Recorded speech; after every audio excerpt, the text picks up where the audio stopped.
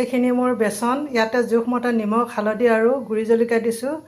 তাতে মই বইল কৰা চিকেন মিক্স কৰি লৈছোঁ। এতিয়া মই চিকেন পকৰা বনাই আছোঁ। গৰম তেলতে মই এতিয়া চিকেনখিনি দি আছোঁ। প্ৰথমতে চিকেনখিনি বইল কৰি লৈছোঁ যাতে ভিতৰখিনি সিজে, নহ'লে ওপৰখিনি জ্বলি যায়, ভিতৰখিনি কেঁচা হৈ থাকে। সেইকাৰণে প্ৰথমে মই বইল কৰি লৈছোঁ, তাৰপাছতে মই মিশ্ৰণখিনি সানি লৈছোঁ। লগতে মই আনফালে গেছটোত মিছা মাছ ফ্ৰাই কৰি আছোঁ। ডাঙৰ ডাঙৰ মিছা মাছ এইফালে একেলগতে ফ্ৰাই কৰি আছোঁ। আজি দুপৰীয়া সাজৰ কাৰণে বনাইছোঁ এইখিনি। টেঙা দাইল বনাইছোঁ, চব্জি, নিৰামিষ চব্জি আৰু লগতে চিকেন পকৰা আৰু মিছা মাছ। এইখিনি মোৰ এতিয়া চিকেন পকৰা বনাই হৈ গ'ল আৰু এইখিনি লগতে মিছা মাছখিনিও ভজা হৈ গ'ল। এতিয়া খাম।